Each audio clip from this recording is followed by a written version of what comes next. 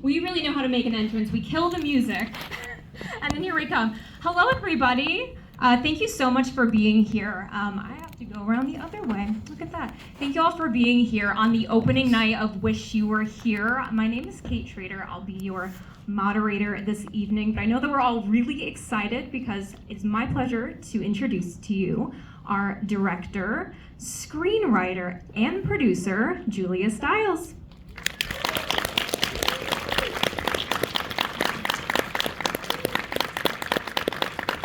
Bit of a long walk. That's okay. Hi.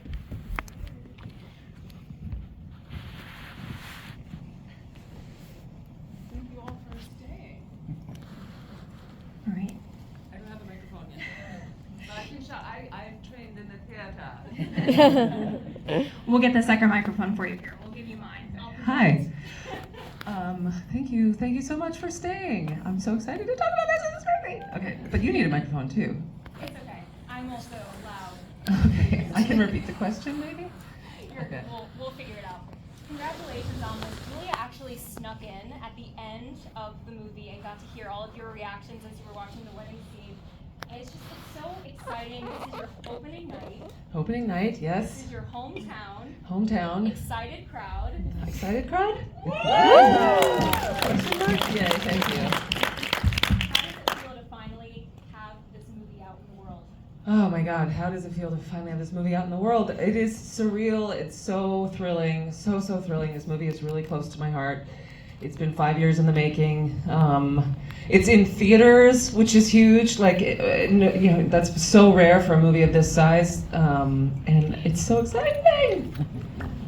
This is obviously adapted from the popular novel by Renee Carlino. The two of you, thank you, the two of you actually collaborated on the script. So when exactly did this come together, and how did the story come to you? Well, actually, it really, the whole genesis for this project is Gabby Kono Abdi, who plays Helen in the movie. She slid into my DMs on Instagram 5 years ago and said, I read somewhere that you're really interested in directing. She was right. I'd really been wanting to direct for a long time and actively looking for the right story to tell, and you know, couldn't figure it out until she sent me this book. She said, what about this? And she sent it to my agents, and I still have the letter that she wrote. And she was 25 years old, which is really, she had a lot of chutzpah and tenacity. But she was totally right. I fell in love with the book. I had a visceral response to it. I laughed, I cried, I laughed through my tears. And I thought this is the perfect thing for me to do. And that gave me the confidence to really finally say, okay, I'm gonna direct something. Renee we didn't really collaborate on the screenplay side by side. She had a script that she had written, and then when I agreed to sign on as director, I was like, I kind of want to make it my own. And she gave me her blessing and said, you know, that she trusted me, and then once I had finished my version of the script, she gave me some notes, and then we were off and running, and I sent it to producers that I had worked with as an actress, the Fife-In team. But it took us 5 years to really get it financed and cast, and we were all ready to start shooting in the summer of 2023, I want to say, or 24, I forget, and then 23. And the SAG strike happened, and so we had to wait for that to be done. But here we are. It's so crazy. It feels like it was such a long time, but now it feels like it wasn't. Woo! Thanks. When you're adapting a story that is so well known already, there must be a little bit of pressure that comes with that. There's a lot of anticipation about how it's going to be adapted. As a fan yourself of the book, what was a moment that you felt was really important to get right on screen? I always said to Renee, I want to maintain the spirit of your book, and there were elements of the book that I really highlighted, the things that I was drawn to. Her dialogue is so poetic, the characters and situations that she had set up. And it was also really important to me to not have this movie go into something saccharine or kind of corny. My corny radar was really up, and there are movies like, there's a tradition of movies like this, whether it's romantic comedies or romantic dramas, or they actually even have a term for it sick flick, I think is what studios call a movie about a guy who's terminally ill. And so I just was like, I wanted to pay homage to them, but I also wanted to make sure that I kept this story, grounded in reality. Even though, the fantasy element actually was something that I really seized on and I was drawn to, because I love the idea that they imagine a world together, and because that feels so much more mature to me than how young the main characters are. And also it's so heartbreaking, the idea that we should be so lucky to have a lifetime of memories with somebody was really important. You touched on this a little bit earlier, I don't know if we said it, but this is your directorial debut, which is hard to believe.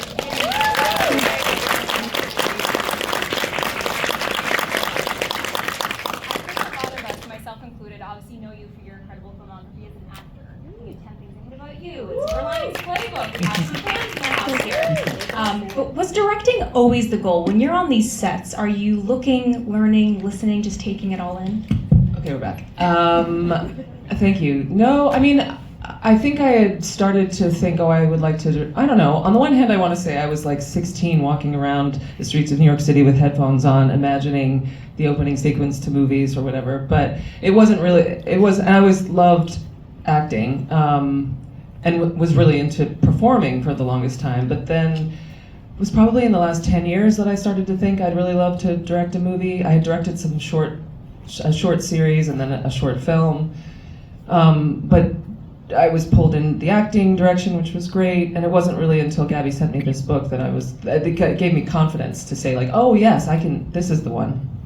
I think it's really impressive that you have Gabby, but also Isabel as an executive producer on this. Isabel Furman, who plays Charlotte. Yes. Which is incredible. I know the two of you work together on the Orphan franchise. Our screen back, can anyone hear that?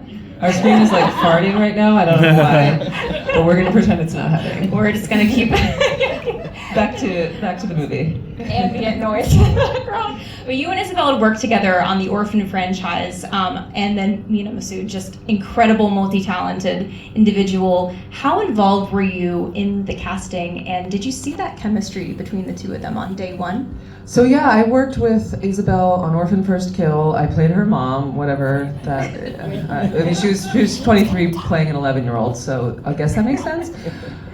Julia, you are mother. I mean, I am. I'm definitely in the mom category now as an actress, but that's okay. That's life.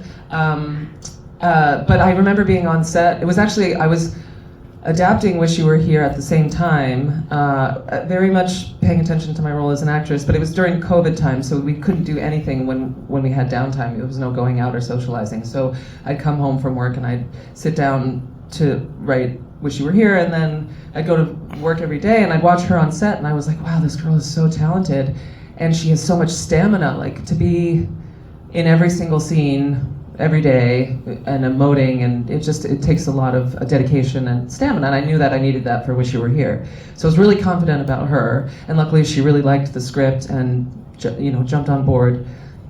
Mina I had never met before, but I had seen Aladdin, and I had watched his TV show that he has. It's about veganism. It's not scripted, but you kind of get a sense of his personality, I guess. And I felt like, oh, he's such an old soul, and he seems like a really good soul, and so whatever that means. But you never know if two people are going to get along, but I kind of could guess that maybe they would, and then you hope for the best. And they were super. They were really professional. I think they really trusted each other and were kind with each other, and I really lucked out. Yeah, it seems like you guys had absolutely no fun whatsoever on set. One look at any of your Instagrams, and it seems like the three of you were just bonded for life. Yeah, the actors had so much fun. I think I had a lot of fun too, but directing is quite stressful in a great way. It's a lot of responsibility. Absolutely. We also have to talk about Jennifer Grey and Kelsey Grammer. An incredible coupling. Never knew that they would be so wonderful together. And you even got a little bit of opera. I did, yeah. That was something I wrote in because I had worked with Kelsey on a movie called The God Committee, and it was an indie movie where we didn't have trailers. We had dressing rooms or like cubicles or sometimes just barricades, and every time we'd have downtime in between scenes, he would be practicing opera. He was like belting out Man of La Mancha because he was rehearsing for his run in London that he did after that, which I saw, and he was phenomenal. So I was like, when he agreed to do this part, I was like, well, I have to have him singing. So I wrote the kitchen scene. And when I was trying to figure out what opera he should sing, I was watching a lot of Bugs Bunny.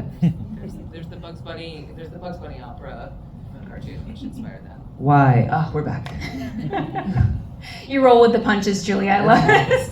I love this.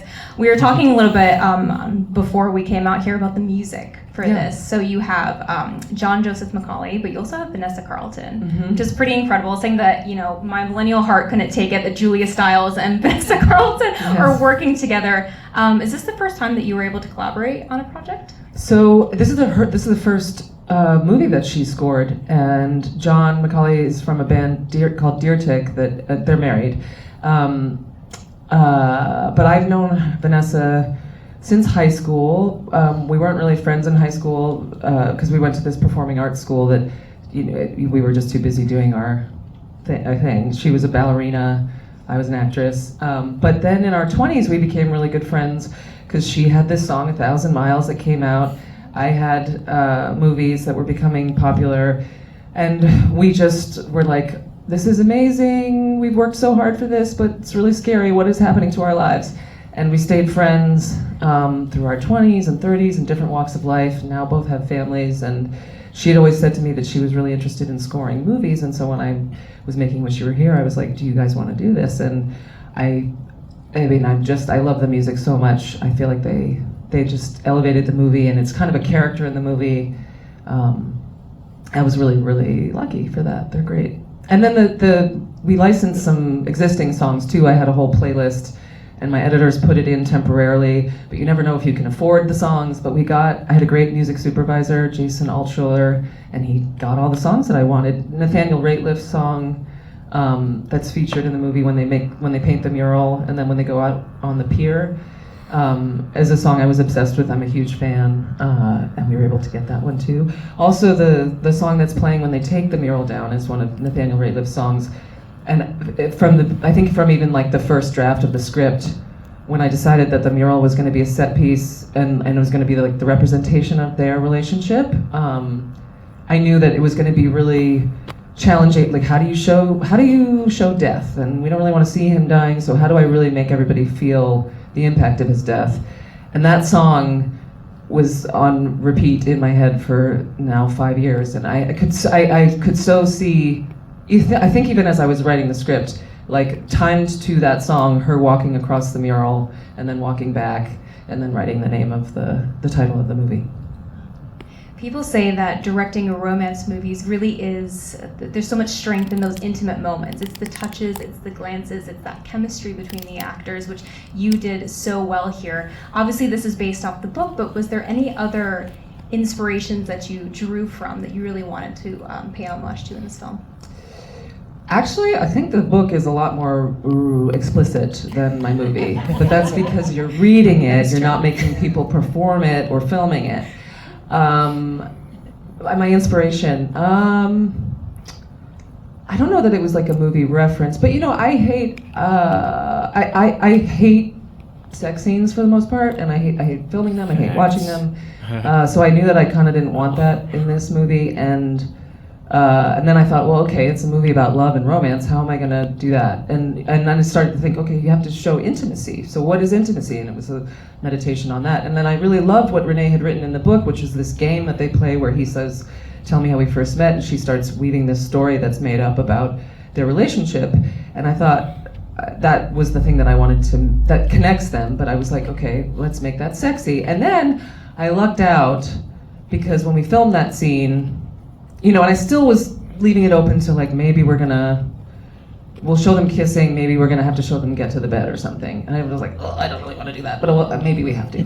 But when we filmed the scene, that 8-page scene of them dancing and telling this story, we filmed with a Steadicam, and I had planned to shoot other angles, but I didn't have to yell cut because the actors knew their lines, but the timing was perfect, and the scene held all the way through that dance, and when they go behind the curtain and then to the bed after they kiss, and it was so sexy. because the way they're like whispering to, that was something that was the actors who did that. They performed it like a stage play, and it was so electric, just the way that they were physically intimate without showing anything more than a kiss.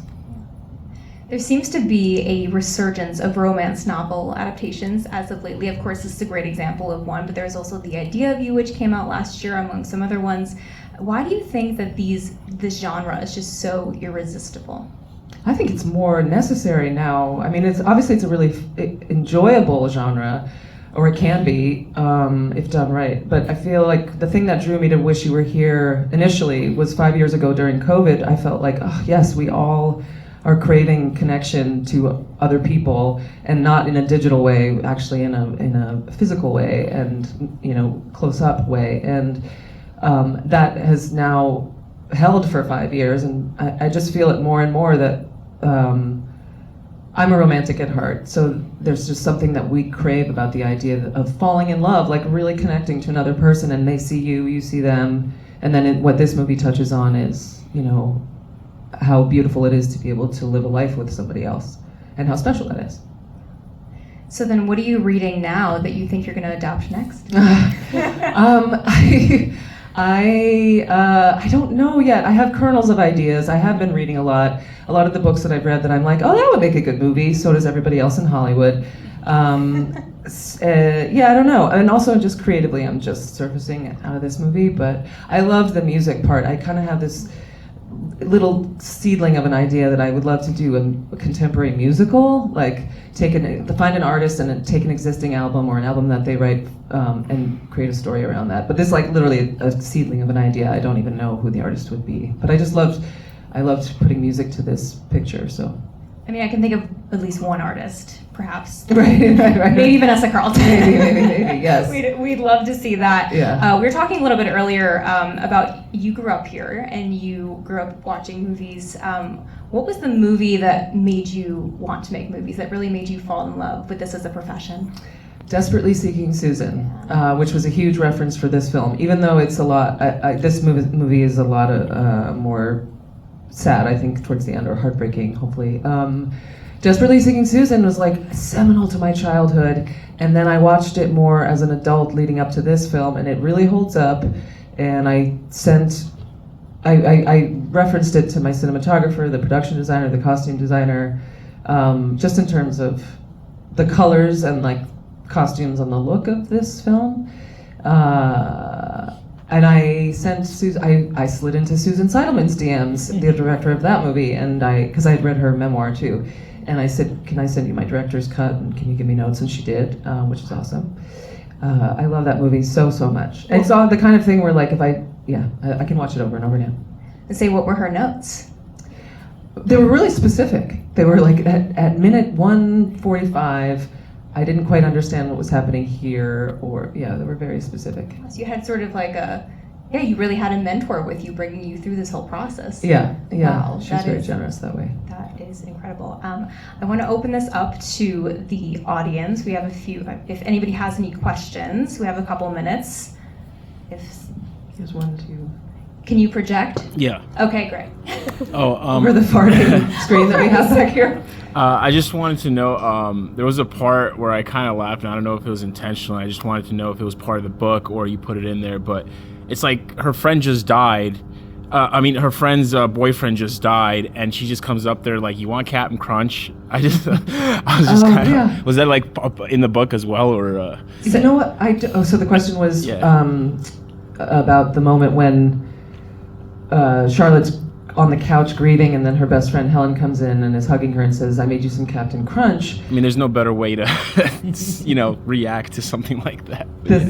What's your name? Oh, my name is Russ. Russ over here chuckled, I guess, or laughed. Yeah. It's supposed to be lighthearted. I mean, whether you laugh or it just makes you smile, like, it's supposed to be lighthearted. That's the first little moment of trying to breathe life back into this girl, and I thought it was sweet. I think I have a hard time remembering. I do think the Captain Crunch thing was in the book, and again, it was something that I responded to, so I seized on it. And forgive me, can I ask one more quick question? Yeah. So the scene where she took him out of the hospital, when the nurse said that she can do whatever she wants, did she mean that they can just be in bed together? Is that what she meant? And then where did what she said tell her that it's okay to take him out? Or was that just her own idea? Because I was a little confused about it.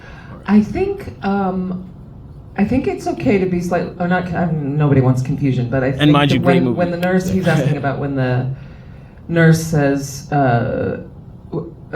basically before they go out into the world from the hospital, when they go to the pier, what the nurse sort of agreed to and what Charlotte does. I don't think the nurse was saying you can go out for a day to the ocean. I think that right. I think she was saying you can take him out of this room, like there's a garden and a track on 5 or 4, whatever she says. Like maybe you can stroll him around the block. She wasn't specific, but she was saying she was expecting, okay, yeah, you can go outside for a second, but I don't think she meant off campus. So that's why she's mad later when they come back so late, right. and Charlotte's just kind of pushing it as far as she can. I'm curious, in those moments, I mean, obviously this is a heartbreaking ending, but you then bring in the levity at the end, bringing Seth back in and having that fun game between the two of them. But how do you power through those scenes that must be so heartbreaking, and then have to ask your actors, to do it again, or we're going to change the lighting, or we're going to have this very vulnerable moment again? How do you just keep your composure? I would just, for some reason, the image of when they're on the sailboat and they're playing copycat game under the blanket, and then she pulls the blanket off and you see that they're actually in the hospital still, and they have been the whole time. That came to mind because that night, for some reason, we filmed over the blanket in the hospital, and that required lots of lighting, and it was so hot. And the actors were like so hot underneath the blanket, and I made them do it over and over and over again, and it was really late at night. And then we had to do it again because I thought we had filmed it and they weren't embracing in the bed, and I had him like looking like he was playing like he was asleep, and I was like, oh no, it looks like he's dead. That's not right. So we had to do it again. That was the one time where I really pushed them. I think because I'm an actress, I'm really gentle with my actors. So anybody else with a question? Over here in the blue shirt. Yeah, first of all, thank you both so much for being here. Congratulations. Thank you. I was wondering, during post-production, when you were working with your editor, I was wondering how you decided what scenes you shot to keep and which ones to cut. Oh, that's a great question. He was asking about the editing and the process with the editor and what we decided to keep in and what we decided to lose. My editor, Melody London, has been editing since Jim Jarmusch started making films, and she's such a. I told her at the end of this, I was like, "Will you marry me if I get to ever make another movie again?" Because to be able to edit with her, she was such a good guide, pushed me a little bit, but just made me, but also really respected my vision and my opinions, and it was just such a delight to work with her. But she. It was a process, and actually it was one of my favorite parts of the process because it's a little more relaxed. It's like 9 to 5 or 10 to 6. You have the footage, you come in, and that's where the crafting is done. She assembled it, which is basically just putting all the footage together and in everything that you have, but at least making the scenes coherent and in the order of the script. And then you just go in and refine and refine and refine. And then once a week we would go to Fife Studios, to their post-production house, because they have a big screening room, so we would watch it projected. And she always said to me, it's actually really important that you take time away so do the work, take the weekend away, take a little time away from it, refresh, and see it with fresh eyes. And then you go in and more specifically, scene by scene, what did we keep in and what did we lose? Well, one of the biggest changes in editing, because mostly structurally, she also said the DNA of the movie is always there. You can mess around with moving scenes and everything, but it's pretty much there from the script. So it was, the biggest change, I think, first was the opening. In the script, the opening was actually at the bar, and I just started on the close-ups of their faces. But then I needed something more than that, and I also liked the idea of putting the boat first, because then when we are on the boat, we'll kind of remember the beginning, or go, oh, that's what that was all about. There were so many little things that were cut. There was a driving, we filmed a little bit in Florida because it was cold and I needed to be in a warm place for the boat. and by that time, there was supposed to be a driving sequence going home from when they sort of panic at the pier and then drive back to the hospital. But that scene had to go because we didn't shoot it right. It was like we filmed it in Florida because it was kind of the thing that got punted till the end. And Florida had all this greenery and palm trees, and I couldn't avoid them in the car mirrors, car windows. So I just, that's why the driving is a little bit close, but it was actually a scene, like a full dialogue scene in the car. Anyway, and then what else? There was so much dialogue that I had written. I think I really overwrote the script, and it was good because it gave the actors a lot to think about and work with. But ultimately, I had lots of really long speeches that got trimmed, not because of the actors, but because it was just too much words. You kept avocado al dente in That's there. my favorite. Really One of my favorite lines. It's like, thank you for giving That is Renee in the book. That is a Renee line. One of my favorite lines is the "Do you believe in soulmates?" thing. That's also Renee, but the avocado al dente is like, and especially the way Josh Carr says it in the tailgating scene, where he's like, "That's exactly how I like my avocados." That's my sense of humor.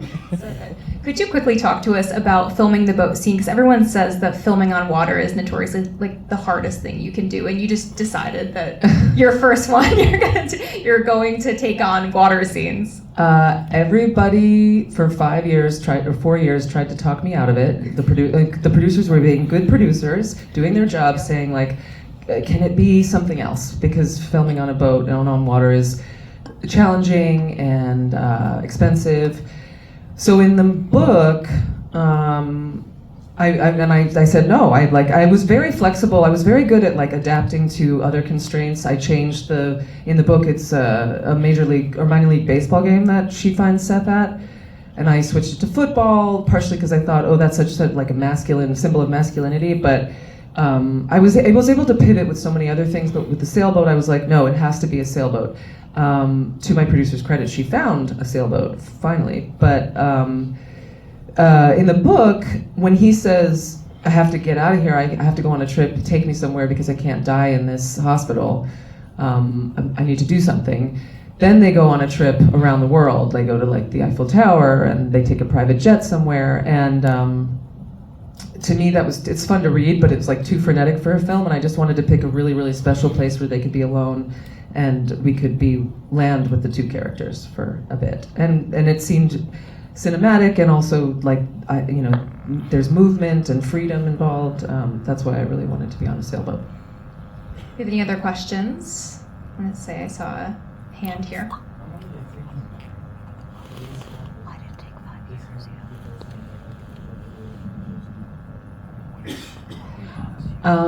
He's asking how long it took to film the movie and which I prefer, or if I want to do directing again.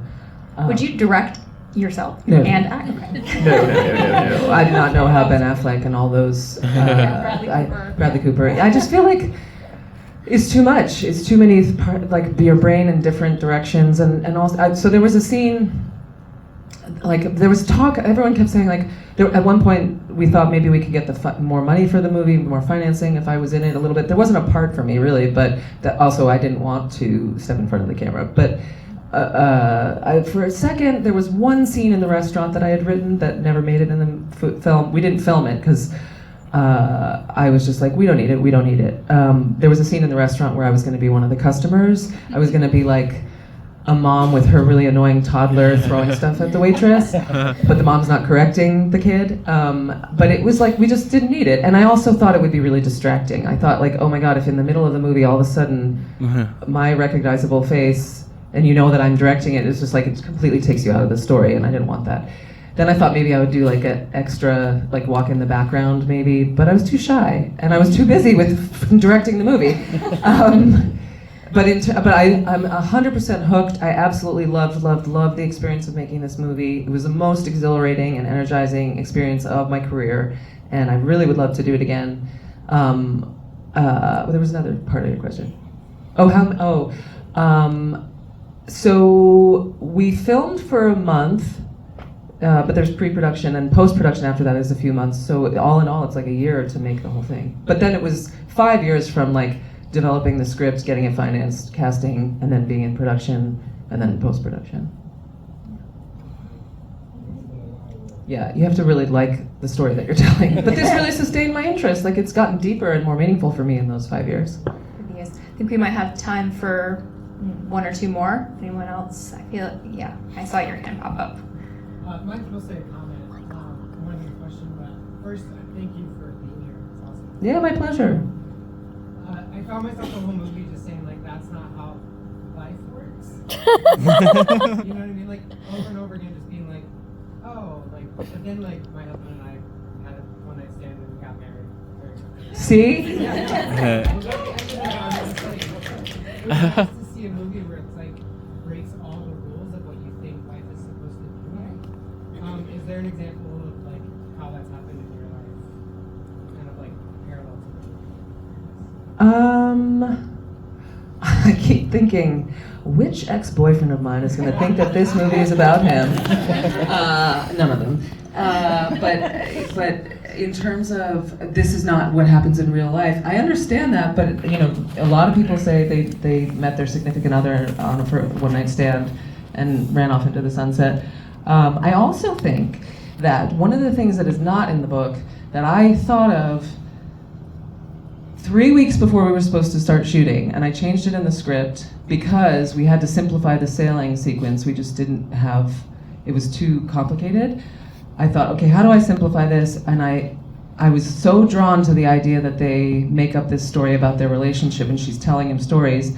And I also was drawn to the image of the tent that I thought, oh, they'll be playing a game under the blanket and then she'll pull the blanket off. And it turns out they were in the hospital all along. And that to me like makes the whole movie. To me, sorry. No, I agree. That was the chills moment for me when they pulled the blanket off and you realize, oh, they've been here. And it doesn't matter because they're together, and that's that's like even more heartbreaking. And that they, you know, and she did that for him, but then also like they didn't really get to go out in the world, but they did have this at least imaginary good time together. Yeah. To his question, and to add to that, is there something about this process that surprised you, you know, similar to, you know, this is not the way that life works. All of a sudden you walk into a set and now you're coming on as a director. Things are a little bit different. Is there something about this process that you didn't see coming, that you're really proud of tackling? That I didn't see coming. I don't know.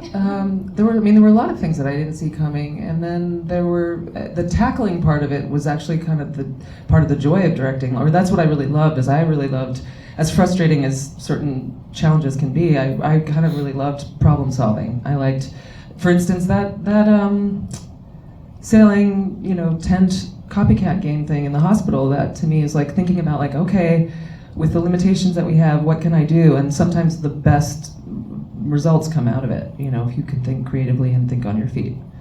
The most challenging night was the scenes in the stadium, and they're supposed to be really, really fun, but that night was and I kept, Do tell. It was like everything that could go wrong was going wrong. The trucks arrived late. There was wind going through that we didn't see. We didn't hear this when we did the tech scout or the location scout. There was wind going through the bleachers that was making this hissing sound that destroyed all the audio. And we were getting delayed, and it was all night long, and I ended up cutting 2 pages of dialogue at the last minute, which was fine, we didn't need it, but just to get through the day. But I made it, and we finished it, and I was happy with it, and I kept the sparkly football jacket that Helen wears in that scene as a trophy that I survived. So we're gonna see you walking around New York with the sparkly. Yes. You can buy one on Amazon too if you Google it. Also, quick Oh my shout. God! Could we start a trend of like women wearing the sparkly football jacket, You please? have a sparkly blazer Yes. on. I mean, this I'm obviously evening. into sparkles. Desperately seeking Yeah. Susan.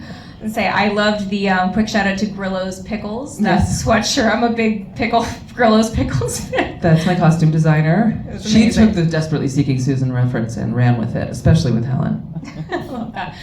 One more question. Somebody, maybe, I love you guys, but maybe not from the front row. Yeah. Up here. The line with the mom where she says we didn't get to fight because I had a boyfriend pass away, we didn't fight.